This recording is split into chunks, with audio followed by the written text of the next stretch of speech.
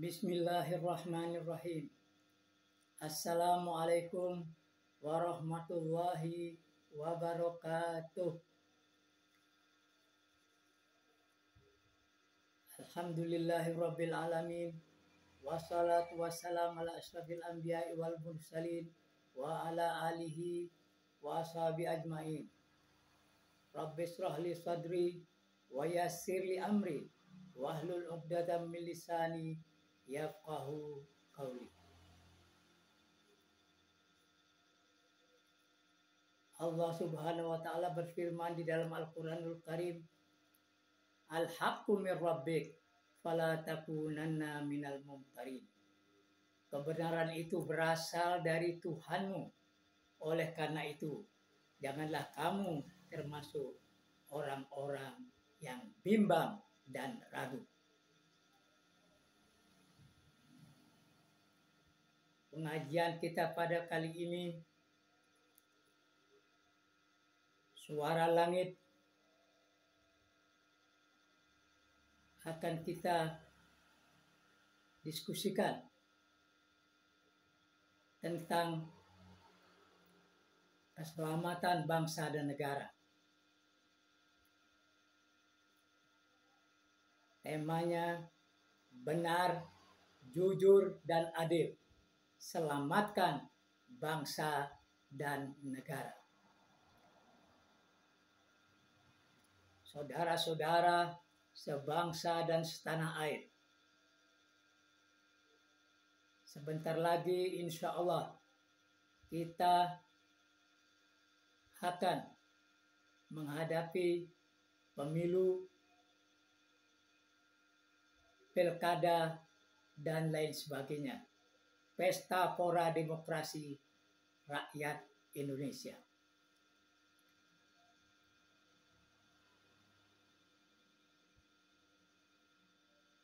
Banyak yang berkata bahwa penyelewengan adalah sumber kehancuran bangsa dan negara. Oleh karena itu, kita harus hindari sejauh-jauhnya penyelewengan itu, agar nantinya pemilu itu dapat menjadi pemilu yang bersih, jujur, dan adil, sehingga hasilnya mencerminkan pilihan rakyat yang sebenarnya.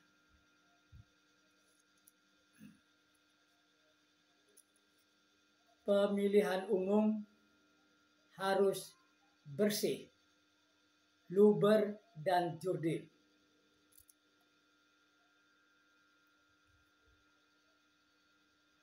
Pemilihan umum yang tidak bersih, tidak jujur, dan tidak adil adalah langkah awal yang menghancurkan bangsa dan negara. Bila mana terlaksana pemilu yang kotor, tidak luber dan jurdil, sudah pasti hasilnya tidak menunjukkan pilihan rakyat yang sebenarnya. Penyelenggara pemilu, pengawas, dan aparat keamanan yang bermoral baik, bermoral Pancasila, tentu merasa berdosa besar kepada bangsa dan negara serta kepada Tuhan Yang Maha Esa karena telah menikam demokrasi, tidak mampu menjalankan wewenangnya dengan baik. Tetapi kita pernah mendengar kata seorang filsuf besar, diktum Lord Acton, yang hidup tahun 1834 sampai 1902, pernah menyatakan, power tends to corrupt and absolute power corrupts absolutely. Bahwa kekuasaan itu cenderung menyeleweng dan kekuasaan yang mutlak menyeleweng secara mutlak pula. Menyeleweng secara membabi buta.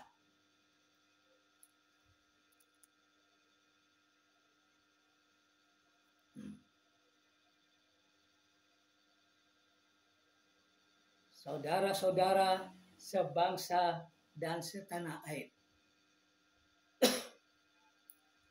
Rakyat yang punya hak pilih, warga negara Republik Indonesia, wajib menggunakan hak suaranya dengan baik dan benar sesuai dengan hati nuraninya. Tidak menjual hak suaranya atau menggadaikannya kepada penjahat-penjahat demokrasi dan pengkhianat-pengkhianat bangsa yang haus kekuasaan dan kaya raya. Pemimpin-pemimpin bangsa dan parpol harus menyadarkan rakyat bahwa jual beli suara adalah tindakan nista dan dosa. Penyelewengan demokrasi, sumber kehancuran bangsa dan negara. Jadi rakyat tidak boleh menjual suaranya, menggadaikan suaranya hanya untuk mendapatkan ceperan-ceperan, uang-uang sekedarnya. Karena hal itu nantinya akan menghancurkan bangsa dan negara. Demokrasi kita menjadi demokrasi yang tidak sehat. Orang bisa membeli suara karena mereka punya uang. Dan bila mana mereka ini nanti mendapatkannya, maka mereka tidak perlu bertanggung jawab. Karena mereka sudah beli suara itu. Tidak perlu bertanggung jawab kepada rakyat. Mereka bisa jual bangsa dan negara ini. Kita bisa menjadi budak di negara kita sendiri. Kita tidak menjadi tuan rumah, tidak menjadi pemilik daripada nusa dan bangsa Indonesia ini.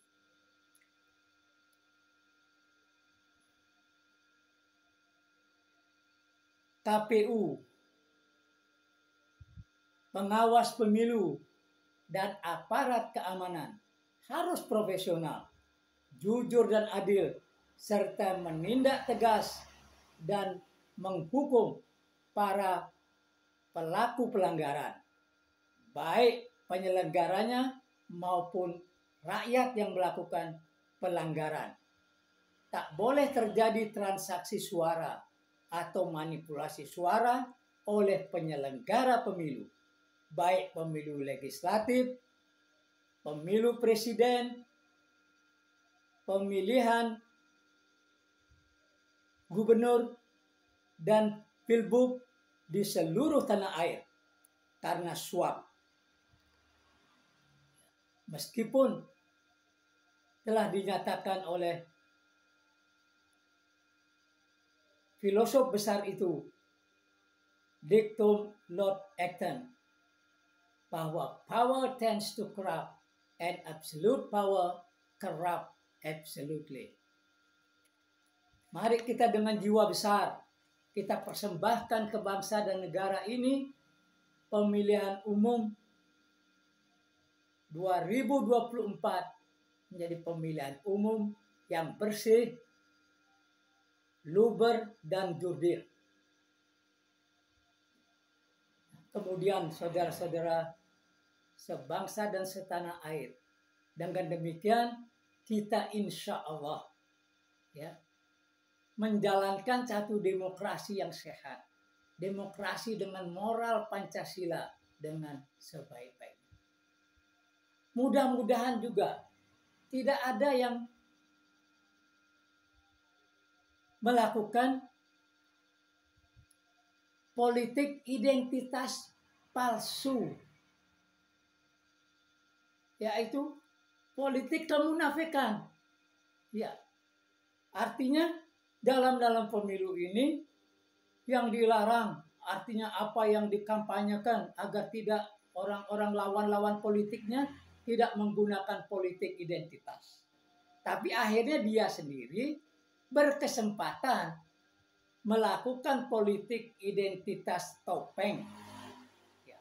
Jadi tunjukkan bahwa meskipun dia bukan Muslim yang baik, bukan orang-orang yang taat kepada agama, tetapi penampilannya dengan menggunakan topeng-topeng itu kelihatan, ya, menggunakan misalnya peci hitam, ya, masuk pondok pesantren. Kemudian yang wanita menggunakan kebaya, kerudung, ya, kelihatan seperti orang-orang yang taat beragama. Ya, mudah-mudahan barangkali dengan itu dia menjadi sungguh-sungguh jadi taat beragama. Mudah-mudahan bukan menunjukkan topeng identitas, karena itu adalah penipuan kepada rakyat calon pemilih. Mudah-mudahan itu tidak ada. Dan kemudian saudara-saudara sebangsa dan setanah air, mudah-mudahan tidak ada pergantian gubernur, bupati, wali kota dengan PLT dengan alasan sudah habis masa jabatan 5 tahun. Sedangkan para anggota DPRD-nya tidak diberhentikan sampai terselenggaranya pemilu serempak 2024. Masa kita sampai 2 tahun kira-kira itu PLT, ya, kita mengangkat, menempatkan orang-orang yang bukan pilihan rakyat dalam pemilu. Sedangkan gubernur, bupati yang ada itu, apalagi yang sukses besar seperti gubernur DKI Jakarta, kemudian gubernur Jawa Barat dan lain sebagainya, gubernur Jawa Tengah, itu kan sayang sekali kalau digantikan,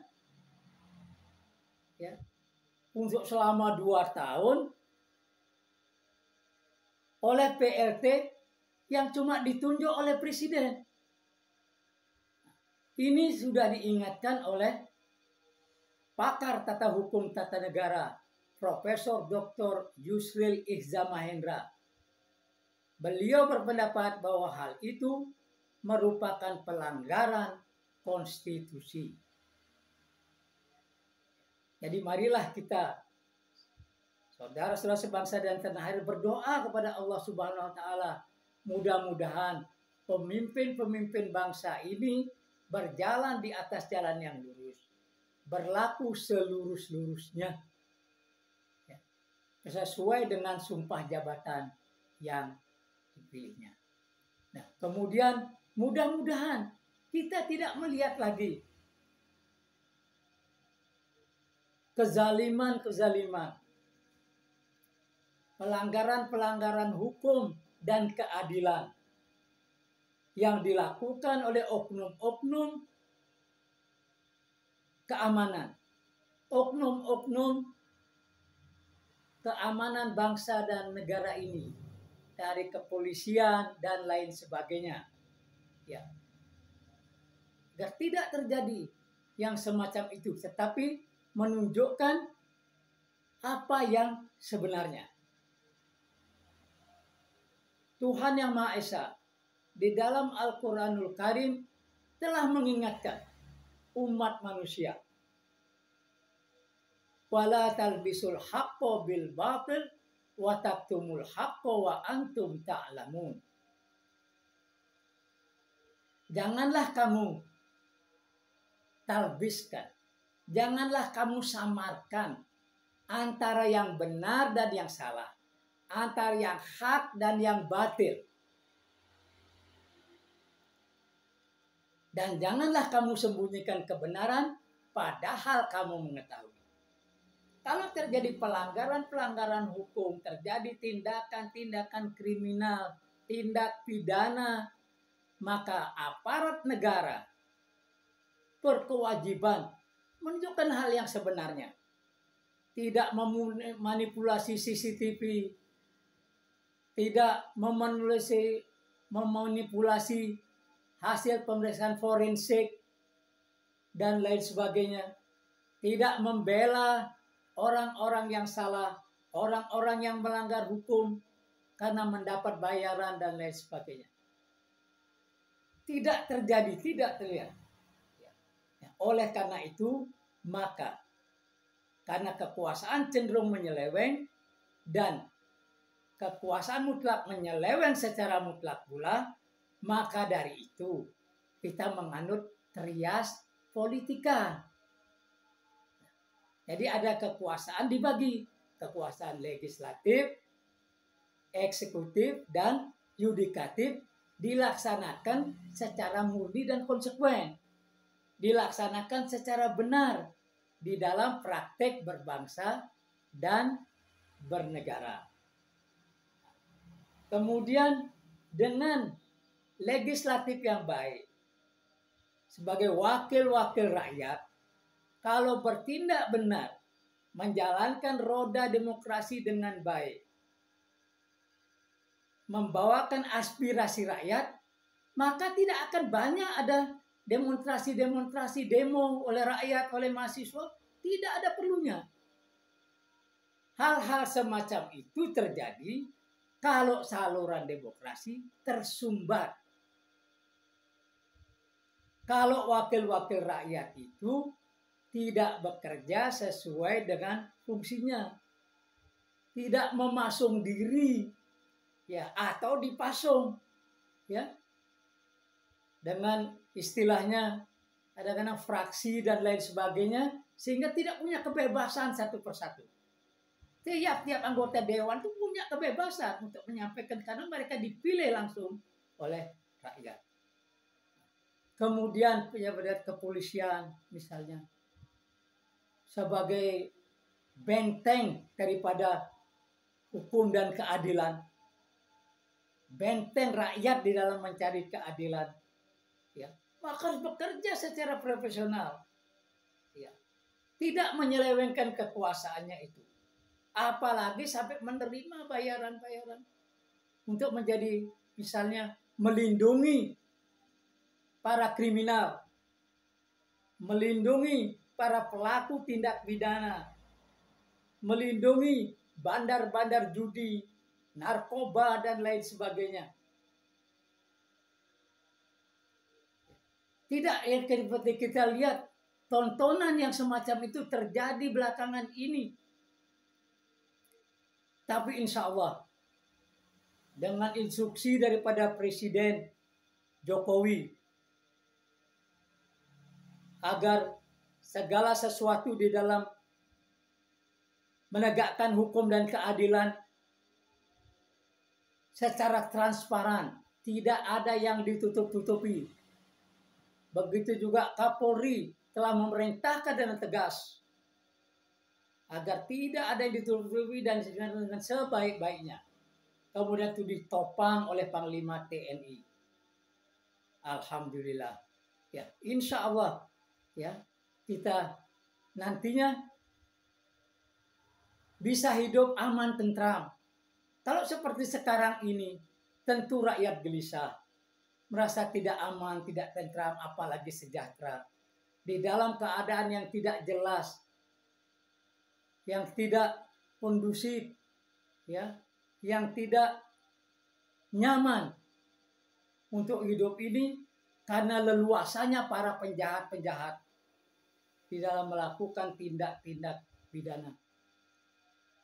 Mudah-mudahan ini sebagai pelajaran bagi kita, dan insya Allah, ya, kita kembali mudah-mudahan jadi kekuasaan itu harus berada di tangan orang-orang yang takut kepada Tuhan.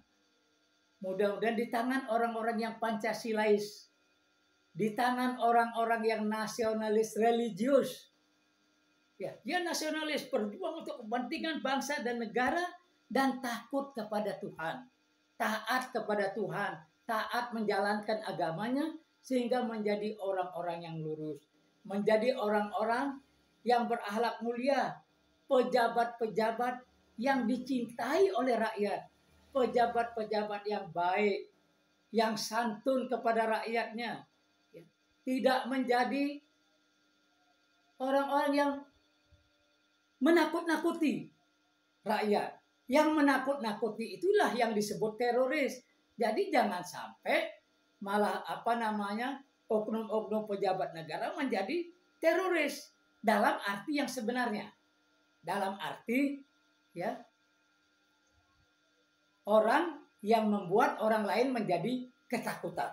Rakyat menjadi ketakutan, masyarakat menjadi ketakutan, itulah teroris. Jangan menjadi teroris. Ya. Jadilah orang-orang yang baik, orang-orang yang taat kepada Tuhan Yang Maha Esa sesuai dengan Pancasila. Yang sila pertamanya adalah ketuhanan Yang Maha Esa. Mudah-mudahan pemimpin-pemimpin bangsa dan patriot-patriot bangsa ini bisa mengembalikan agar Undang-Undang Dasar 45 yang asli diberlakukan kembali. Ya, agar kita punya lembaga tertinggi negara. MPR, Majelis Permusyawaratan adalah lembaga tertinggi negara pemegang kedaulatan rakyat. Sehingga nantinya benar-benar kerakyatan yang dipimpin oleh hikmat kebijaksanaan dalam permusyawaratan perwakilan dapat terselenggara dengan sebaik-baiknya. Dan insya Allah kita semua rakyat Indonesia dari hari ke hari hidup makin enak, makin nyaman di negara yang indah, negara Republik Indonesia ini, hidup yang aman, tentram, sejahtera, adil, dan makmur. Dalam bahasa agamanya, dalam bahasa Islam disebut baldatun thayyibatun wa rabbun ghafur. Masyarakat yang gemah ripah loh jinawi. Tata tentrem tertora harjo dalam naungan ampunan ilahi rabbi. Kita hidup bahagia di dalam negara kesatuan Republik Indonesia yang berdaulat penuh. Tidak digadaikan kedaulatannya kepada negara-negara asing ataupun asing. Dia betul-betul merdeka menjalankan politik bebas aktif demi perdamaian dunia dan keamanan kesejahteraan umat manusia di muka bumi ini atau di seluruh dunia. Billahi taufik wal hidayah. Wassalamualaikum warahmatullahi wabarakatuh.